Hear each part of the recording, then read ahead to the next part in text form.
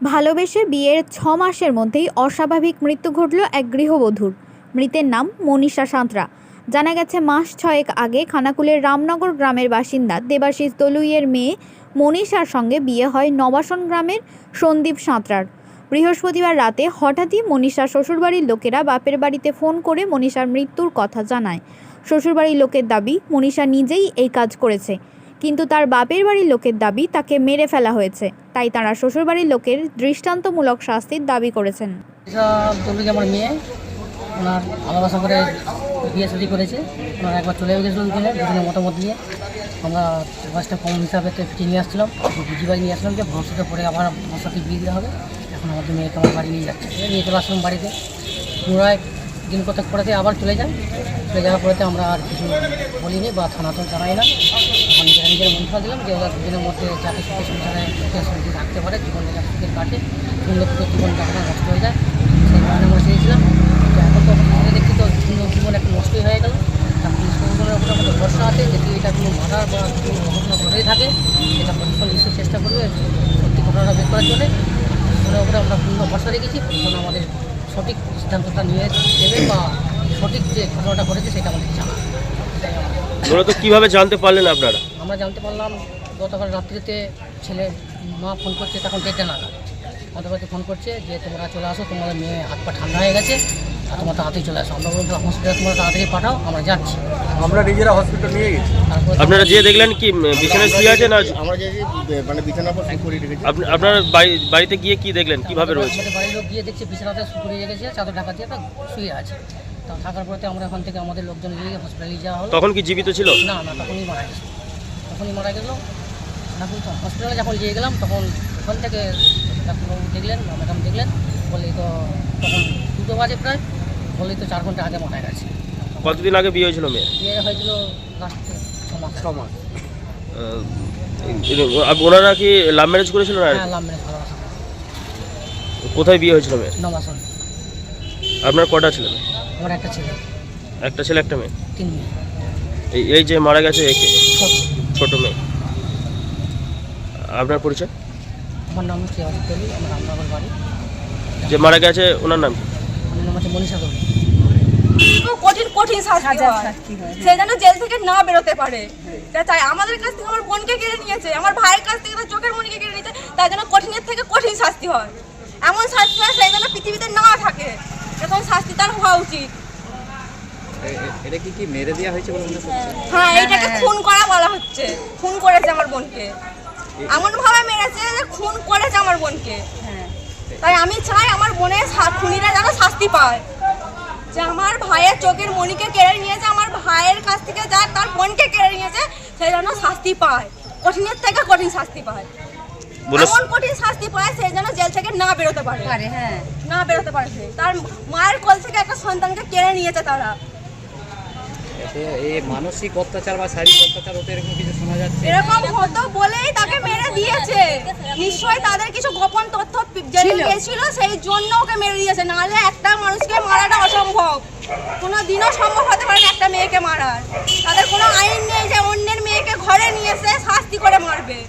এমন শাস্তি করে যাবে তাদেরও শাস্তি হয় ঠিক এরকম ভাবে, মানে এরকম ভাবেই তাদের শাস্তিটা দেখতে হয়। লাস্ট বোনের সাথে কবে কথা হয়েছে? লাস্ট কালকে বোনের সাথে সন্ধ্যে 6টায় কথা হয়েছে। কি বলছিল? বোন একটা যেমন স্বাভাবিক কথা বলে সেরকম, আমার ছোট একটা মেয়ে আছে, তার খোঁজটা প্রত্যেকদিন নিত। কালকে লাস্ট সন্ধ্যে 6টায় ফোন করেছে। আমার বোনের যে এভাবে এমনভাবে আমার বোনকে যে মেরেছে তার জন্য শাস্তি হয়। আমি এইটাই জানাচ্ছি সবাইকে, তারা যেন আমার বোনের খুনিদেরকে শাস্তি দেয়। ক বোন আপনারা? আমরা 3 বোন 1 ভাই। বোনের কোথায় বিয়ে হয়েছিল? নবাসন। কি নাম? আমার পার্বতী দেবী। হয় ওটা মেয়ে, ছোট মেয়ে বিয়ে হয়েছে নবাসনে। ভালোবাসা করে ওরা বিয়ে করেছিল, 6 মাস হচ্ছে। তারপরে হঠাৎ আমাদেরকে আজকে মানে গতকাল রাত্রে আমাদেরকে 1টার সময় ফোন করে যে তোমরা আসো, তোমাদের মেয়ে গলায় দড়ি দিয়ে মারা গেছে। আমরা তড়িঘড়ি তখন বাজে 2টো বাজে, আমরা ওনাদের বাড়িতে গিয়ে দেখি যে আমাদের মেয়ে ছেলেকে সুখ করে রেখে দিয়েছে। গিয়ে দেখলাম কোনো সারাসব্দি কিচ্ছু নেই। আমরা ওনাদেরকে বললাম যে আপনারা যদি ঘটনা ঘটে গেছে সঙ্গে সঙ্গে তো খানাকুল হসপিটালে পাঠাতে হবে বা ডাক্তার দেখাতে হবে, সেই সব কিছু না করে দিয়ে পাড়ার প্রতিবেশী কেউ ছিল না।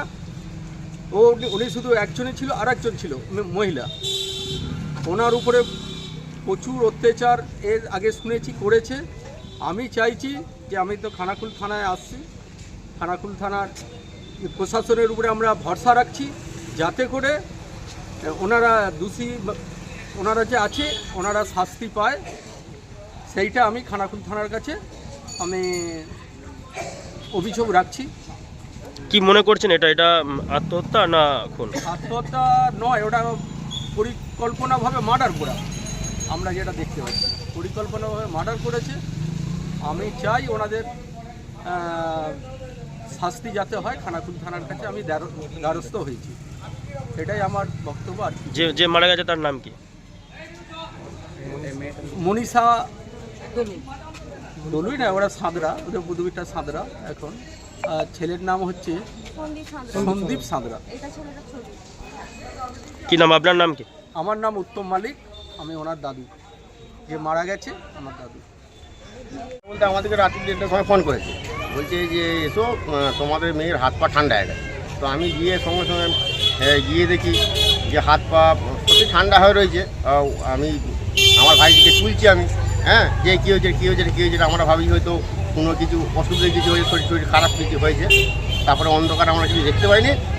তো ডাক্তারের কোনো ব্যবস্থাও নেই, জিজ্ঞাসা করুন ডাক্তারখানা নিয়ে গেলে, বলছে না নিয়ে যায়নি। বলে আমরা এখন টোটো ফটো দেখে আর দেখে হসপিটালে নিয়ে এলাম। তখন হসপিটালে ডাক্তার দেখি বলছে যে গলাতে দাগ বোঝা যায়, গলায় কোনো একটা দড়ি ফড়ি দিয়ে একটা কোনো মেশানা কোনো মানে দাগ আছে। তো সেই কথা আমার ডাক্তারবাবু বললো, তো একজনকে অ্যারেস্ট করে রেখেছে। তো আমরা পুলিশের উপর আস্থা রেখেছি। পুলিশ কাকে অ্যারেস্ট করেছে? শাশুড়ি, ছেলের মাকে। তো মূলত ছেলের মানে আপনাদের মেয়ের শাশুড়ির সাথে কেমন সম্পর্ক ছিল? সম্পর্ক ছিল বলতে মাঝে মধ্যে ফোন করে বলতো। তো ওনার একটা যে শাশুড়ি আছে আমার ভাইজির, শাশুড়ির 2-3টে নাকি মানে অবৈধ সম্পর্ক আছে। তো সেইটা আমার ভাইজি মানে চোখের সামনে দেখতে পারতো নি। রাত বিরিত দিনে দুপুরে ছেলে পুলে দিয়েছে, ঘর ঢুকাতো লোকজনকে দিয়েছে। তো আমার ভাইজি মানা করতো যে আমাদের একটা সম্মান আছে, আর আছে আমার পাশে আমার বাপের বাড়ি। তো এইভাবে ঢোকালে আমাদের একটা মান সম্মান যাবে, বাপ কাকাদের বা একটা আমাদের আত্মীয় স্বজনের মান সম্মান যাবে। সেই হিসেবে মানা করতো। সেইটাও এখন যেটা বুঝতে পারছি, তো সেইটাকে এখন মনে হচ্ছে ওটা আঘাত করে। ওনার উপরে কি শারীরিক অত্যাচার হতো এর আগেও? হ্যাঁ, যখন লাভ ম্যারেজ করে চলে যায় আপনাদের সাথে যোগাযোগ ছিল? হ্যাঁ, যোগাযোগ ছিল আমার সাথে, কথাবার্তা হতো। হতো। জামাই কোথায়? সে তো শুনছে নেই। কালকে আমাদের রাত্রি যে আমি খোঁজ নিলাম যে জামাই কোথায়, সে বলছে কলকাতায়। বাকি আর ভাই কোথায়, সেও কলকাতায়। তো আমরা বেটা ছেলে কাউকে দেখতে পাইনি। বলে আমরা নিজেরাই গাড়ি ভাড়া করে আমরা হসপিটালে নিয়ে এলাম। ডাক্তার বললো যে জামাই কি কাজ করে? ও তো শুনছি নাকি, আমরা যেটা শুনেছি যে স্ত্রী কাজ করে। কোথায়? কলকাতা বাইরেই থাকে? হ্যাঁ, বাইরে। কি নাম কি জামাইয়ের? ওর নামটা কি? জামার নাম কি?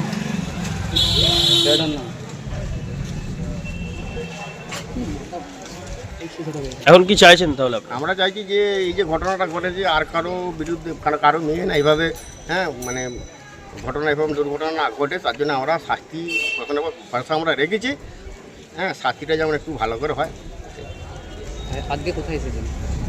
আজকে আমরা তো খানাকুল থানাতে এখানে আছি। আমাদের বডি প্রথমে পাঠাবে, তার জন্য আমরা অপেক্ষা করছি কখন পাঠাবে। এই নিয়ে কি অভিযোগ করবেন? হ্যাঁ, এই অভিযোগ তো আমরা করবো। সন্দীপ সাঁতরা, ছেলের নাম সন্দীপ সাঁতরা। আপনার নাম? আমার নাম উজ্জ্বল দলুই। যে মারা গেছে কি হয় আপনার? আমার ভাই ছিল। নিউনুর সোফা সেন্টার, এখানে সমস্ত রকম সোফা পাইকারি ও রিটেলে বিক্রয় করা হয়। সমস্ত সোফা নিজস্ব কারখানায় তৈরি করা হয়। প্রোপাইটার হানিফ হোসেন খাঁ ও রুহুল হোসেন খাঁ, বড়ডোঙ্গল হাটতলা সিনেমা হলের সন্নিকটে, হুগলি। যোগাযোগ 7797170093 এবং 9382003105।